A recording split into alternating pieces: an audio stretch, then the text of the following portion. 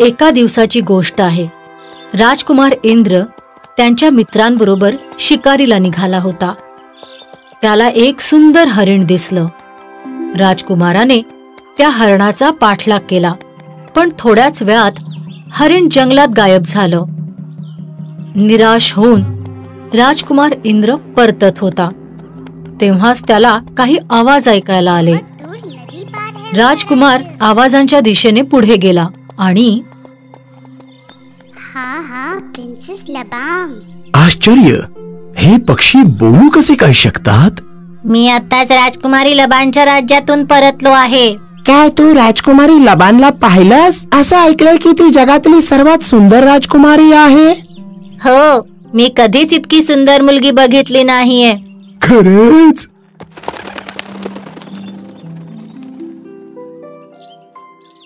थांबा थांबा, मला सांगा, ही राजकुमारी लबान राहते तरी कुठे? आतापर्यंत सगळे पक्षी उडून गेले आणि राजकुमार इंद्र निराश झाला. राजकुमार इंद्र त्याच्या राजमहालात परत आला.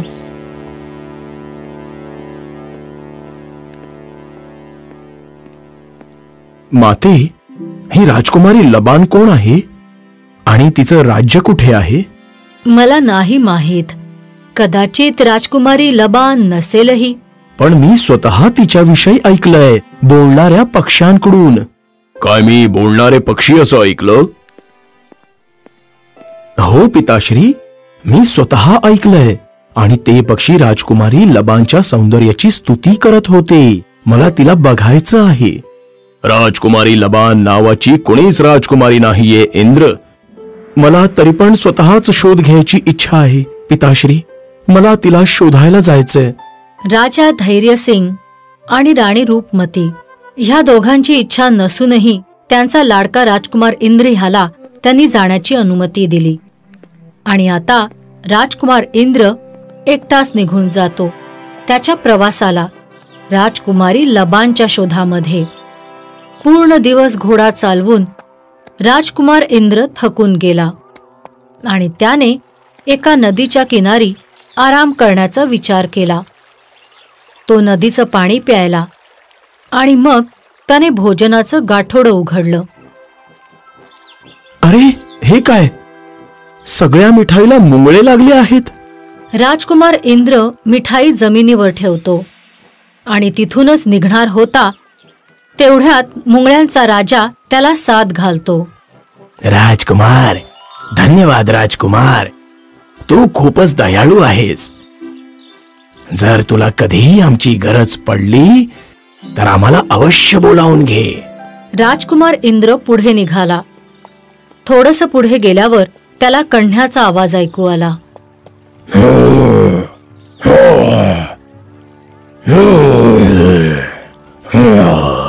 तिथे एक सिंह वेदनेमुळे ओरडत होता.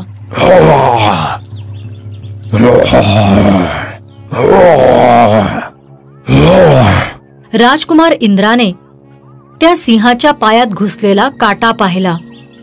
मी तुझा हा काटा काढू शकतो, पण जर काटा काढून झाल्यावर तू मला खायचा प्रयत्न केलास तर? मी तुला नाही खाणार असं वचन देतो मी. पण हा काटा काढ बघू, मला खूपच वेदना होतायत. सिंहाचं वचन ऐकून राजकुमार इंद्र त्याला मदत करतो. पण जेव्हा काटा खेचला जातो तेव्हा सिंह जोरात डरकाळी फोडतो आणि सिंहीण धावत पळत तिथे येते. सिंहीण राजकुमार इंद्रावर हल्ला करणारच असते. याने माझी मदत केलीये. हा शत्रू नाहीये. याने तर माझ्या पायात टोचलेला काटा काढला. सिंहीण शांत झाली आणि धन्यवाद, तू खूपच बहादूर आहेस. जर आम्ही कधी तुला मदत करू शकलो तर आम्हाला खूपच आनंद होईल. राजकुमार इंद्राने त्याचा प्रवास चालू ठेवला. तो दिवस रात्र पुढे जातच होता. जंगलात त्याची नजर एका झोपडीवरती पडली. तिथे राजकुमाराला एक फकीर दिसला जो आजारी होता. पाणी पाणी. हे घ्या बाबा, पाणी प्या. धन्यवाद बाळा, माझा कुणीच वारस नाहीये. आता माझ्या तिन्ही जादूच्या वस्तू तुझ्या झाल्या. जादूचा गालिचा हा तुला जिथे हवं तिथे घेऊन जाईल. जादूची झोळी हिच्यामधून तुला जे हवं ते तुला मिळणार आहे, जशी धन संपत्ती. आणि ही अखेरची जादूची तलवार, हिचा जरा सांभाळून वापर कर, कारण हिच्या वारापासून कोणीच नाही वाचू शकत. तिन्ही जादूच्या वस्तू मिळाल्याने राजकुमार खूपच खुश झाला. जादूच्या गालिचा, मला राजकुमारी लबानच्या राज्यात घेऊन चल. आता राजकुमार इंद्र राजकुमारी लबानच्या राज्यात होता. त्याने इकडे तिकडे चौकशी केली आणि संध्याकाळ होण्याची वाट बघू लागला. संध्याकाळ झाली आणि राजकुमारी बाल्कनीमध्ये आली. राजकुमारी लबान खरंच खूपच सुंदर होती. राजकुमारी लबान खूपच सुंदर आहे, हिला मी जवळून पाहिलं पाहिजे. राजकुमार इंद्र तिच्या सौंदर्याने मोहित झाला. अर्ध्या रात्रीची वेळ होती आणि राजकुमार त्याच्या जादुई गालिच्यावर बसला. जादूच्या गालिचा, मला राजकुमारी लबानच्या खोलीत घेऊन चल.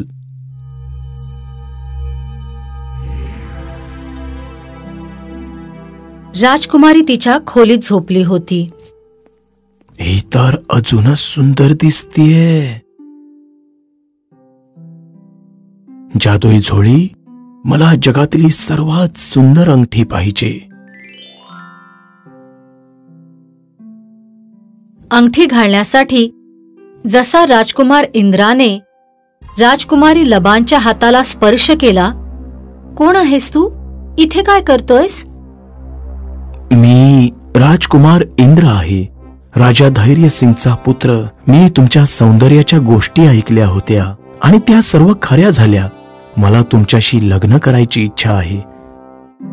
तुम्ही लग्नाच्या विषयासाठी माझ्या पिताजींशी बोला. राजकुमारी तिथून लाजून निघून जाते. प्रणाम, मी राजकुमार इंद्र आहे, राजा धैर्य सिंगचा पुत्र. मी तुमची पुत्री राजकुमारी लबानशी लग्न करण्याची इच्छा व्यक्त करतो. माझ्या पुत्रीशी लग्न करण्यासाठी माझ्या 3 अटी पूर्ण कराव्या लागतील. काय तुला हे मंजूर आहे? अवश्य राजन, मंजूर आहे. माझी पहिली अट आहे, तुला 10 गुणी राईच्या दाण्यांचं एका दिवसात तेल काढावं लागेल. राजकुमार इंद्र हो तर म्हणाला, पण आता सेवक त्याला तेल काढायच्या घाण्याजवळ घेऊन गेला. आणि आता राजकुमार इंद्र विचार करू लागला की इतक्या सगळ्या राईच्या दाण्यांपासून एका दिवसात तेल कसं बरं काढायचं. तेव्हाच त्याला मुंगळ्यांची आठवण झाली. मुंगळ्यांच्या राजा, मला तुमची गरज आहे.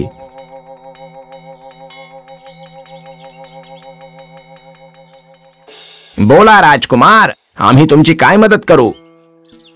मला या सगळ्या राईंच्या दाण्यांपासून तेल काढायचंय. हे काम आम्ही सहज करू, तुम्ही आराम करा. मेहनती मुंगळे मोठ्या स्फूर्तीने राईचं तेल काढायला लागले. काही तासांमध्येच सगळ्या राईच्या दाण्यांपासून तेल निघालं. राजकुमार इंद्र खुश होता की पहिली अट पूर्ण झाली. आमच्या राज्याच्या अगदी शेवटी एक गुहा आहे, तिथे 2 दानव आहेत. तुला त्या 2ही दानवांना मारावं लागेल. ही माझी दुसरी अट आहे. राजकुमार इंद्र गुहेच्या बाहेर पोचला आणि त्याला भीतीदायक आवाज ऐकू आले. तेव्हा त्याला सिंह आणि सिंहिणीची आठवण झाली.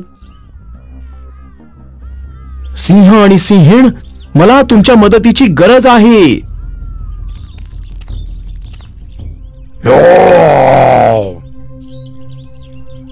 बोल मित्रा. मला या दोनही दानवांचा अंत करायचा आहे. हे आमच्यावर सोड. आज आम्ही पोटभर खाऊ.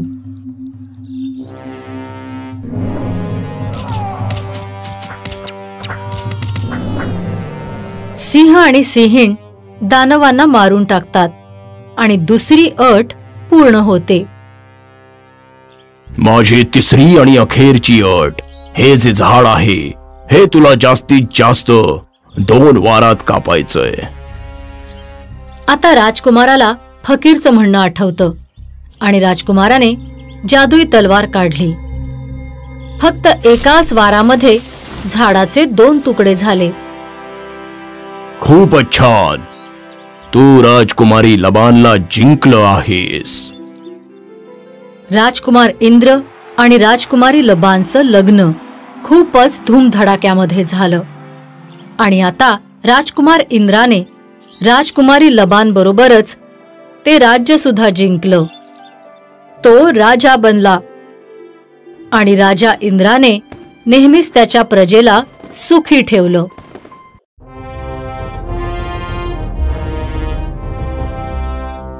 एका राजाला 3 मुली होत्या आणि राजा त्याच्या 3 मुलींवर खूप प्रेम करायचा. तसंच राजकुमारी पण त्यांच्या वडिलांची खूप काळजी घ्यायच्या. एका दिवसाची गोष्ट आहे. महाराज, महाराज, शत्रूंनी आपल्यावर हल्ला चढवलाय आणि गुप्तहेरांचा अंदाज आहे की त्यांचा हेतू तुमच्या मुलींचं अपहरण करून तुमचं राज्य बळकवायचा आहे. सेनापती, तुम्ही एक काम करा. माझ्या मुलींना जंगलात घेऊन जा आणि जोपर्यंत माझा आदेश नाहीये तिथेच राहा. सेनापतीने महाराजांचा आदेश मानला आणि तो राजकुमारींना घेऊन जंगलात गेला. मला खूपच भूक लागलीये. तुम्ही आमच्यासाठी काहीतरी खायला घेऊन ये सेनापती.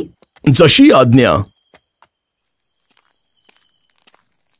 संध्याकाळ झाली आणि सेनापती अजूनपर्यंत परतला नाही, म्हणून राजकुमारी त्याला शोधायला निघाल्या.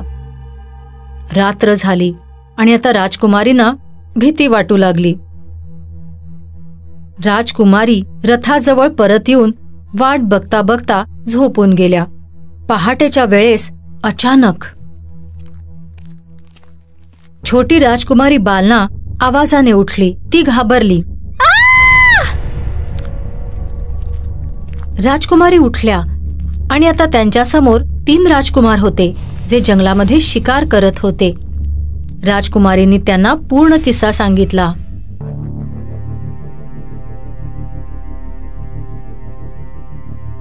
जर हे असं आहे तर आम्ही राजकुमार तुम्हा राजकुमारींशी लग्न करणार आणि तुमचं राज्य पण वाचवणार. राजकुमारी राजकुमारांबरोबर महालात परत आल्या आणि महाराजांना लग्नाविषयी सांगितलं. ही तर खूपच आनंदाची गोष्ट आहे की तुम्ही माझ्या मुलींशी लग्न करून आमचं राज्य वाचवणार. राजकुमारींची लग्न राजकुमारांबरोबर मोठ्या धूमधडाक्यामध्ये झाली. राज्यात मोठा समारंभ झाला. 1 वर्षानंतर छोटी राजकुमारी बालनाला मुलगी झाली. ही पिटुकली राजकुमारी सर्वांची आवडती असल्या कारणाने आणि सर्वांची हिच्यावर प्रीती असल्याने हिचं नाव आतापासून प्रीत आहे.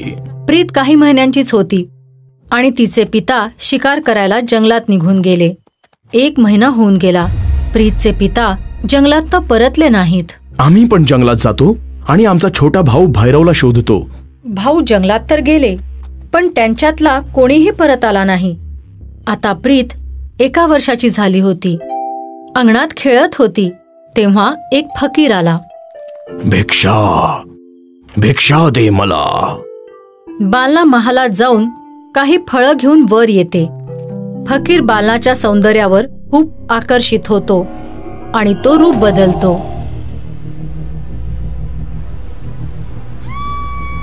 तू तर खूपच सुंदर आहेस. तू माझी पत्नी बनायला हवंस. माझे पती राजकुमार भैरव अजून जिवंत आहेत आणि मी तुझ्यासारख्या पाखंडीची पत्नी कधीच बनणार नाही. बालनाच्या बोलण्यामुळे जादूगाराला राग येतो. तो बालनाला त्याच्या सोबत घेऊन जातो.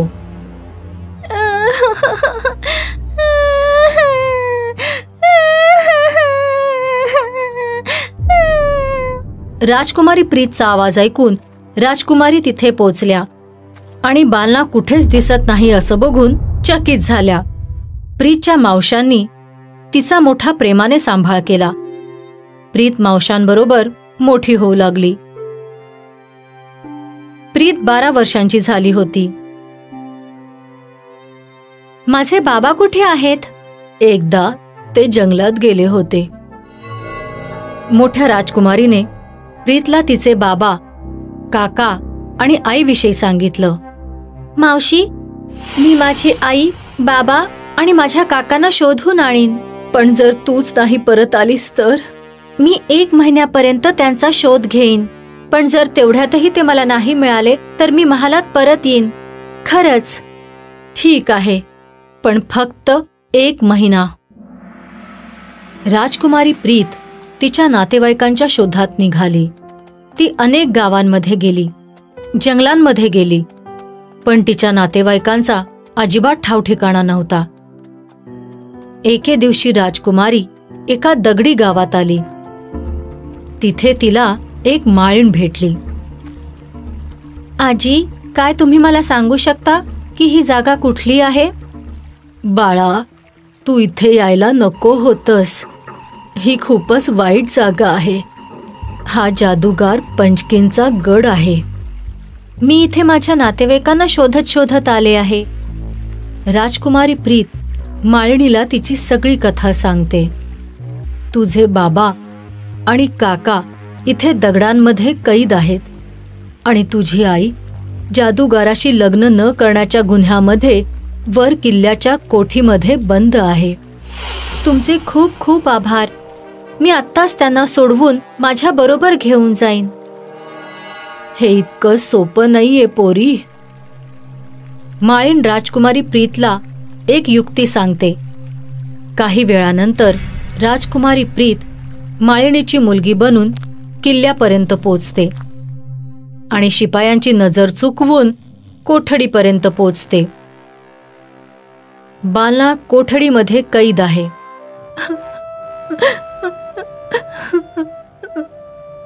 आई, आई, प्रीत, काय तू प्रीत आहेस? होय आई. तू इथे यायला नको होतस माझ्या बाळा. हा सैतान जादूगार तुला पण कैद करून टाकेल. अजिबात नाही आई, पण तुला मला मदत करावी लागेल. तुला त्या जादूगाराला सांगावं लागेल की तू त्याच्याशी लग्न करायला तयार आहेस आणि मग त्याच्याकडून त्याच्या शक्तीचं रहस्य काढून घ्यावं लागेल. ठीक आहे बाळा. जादूगार पंचकीन, मी तुझ्याशी लग्न करायला तयार आहे. अचानक? पण हरकत नाही. उशिरा का होईना तू माझी होशील. बहुतेक तुला आता समजायला हवं की तुझा पती आता कधीच नाही परत येणार. मी तुझ्याशी उद्याच लग्न करणार. मला थोडा वेळ पाहिजे. मी आतापर्यंत तुझा फक्त तिरस्कार केलाय. तुला जाणून घ्यायला आणि समजायला थोडा वेळ तर लागणारच ना. ठीक आहे. तू अमर आहेस का? की तू शरीर बदलू शकतोस? की स्वतःचं शरीर त्यागून दुसऱ्या शरीरामध्ये प्रवेश करू शकतोस? इतके सगळे प्रश्न. मी बाकी लोकांपेक्षा वेगळा तर आहे, पण मी अमर पण नाहीये. माझा जीव पूर्वेच्या जंगलातल्या नीलगिरीच्या झाडावर राहणाऱ्या एका पोपटामध्ये आहे. जोपर्यंत तो जिवंत आहे मला काहीच नाही होऊ शकत. हो. दुसऱ्या दिवशी राजकुमारी प्रीत परत आली आणि बालनाने तिला सगळं काही सांगितलं. आता तर मी तुला, बाबांना आणि माझ्या काकांना अवश्य मुक्त करेन. प्रीत जंगलात गेली. तिथे तिला एका निलगिरीच्या झाडावर राहणारा पोपट दिसला. तो बघ, पण तो खूपच वर बसला आहे. प्रीतने तिच्या खिशातून मिठाईचा एक तुकडा काढला आणि त्या झाडाखाली एका दगडावर ठेवला. थोड्याच वेळात पोपट खाली आला आणि प्रीतने झडप घालून त्याला पकडलं आणि झटक्यात त्याची मान मुरगळून टाकली. जादूगर मरून पडला. आणि त्याची सगळी जादू उलटली. सगळे कैदी मुक्त झाले. प्रीतला तिचे नातेवाईक मिळाले आणि तिचे आई वडील सुद्धा. प्रीत 1 महिन्याच्या आतच महालामध्ये परत आली आणि ते सुद्धा पूर्ण राजपरिवाराबरोबर. आणि मग ते नेहमी एकमेकांसोबत खुश राहू लागले. मेहंदीपूर गावात किशन नावाचा एक धोबी राहायचा. किशनकडे एक म्हैस होती. तो तिला काली नावाने बोलवायचा. काली रोज 20 लिटर दूध देत होती. किशन दूध काढून एका कॅन मध्ये भरायचा. शारदा, मी दूध पोचवायला जात आहे. काळीला चारा खाऊ घाल. हो हो, घालेन मी.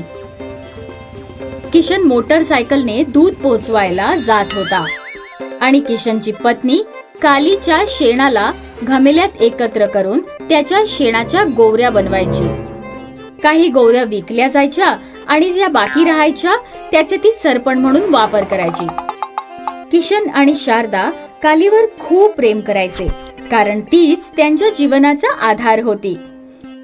कधी कधी कालीचं दूध वाचलं तर किशन आणि शारदा गावातील गरिबांना देत असायचे. एक दिवस तो आपल्या घरी एक स्मार्ट टीव्ही विकत घेऊन येतो. गावात कोणाकडेही स्मार्ट टीव्ही नव्हता.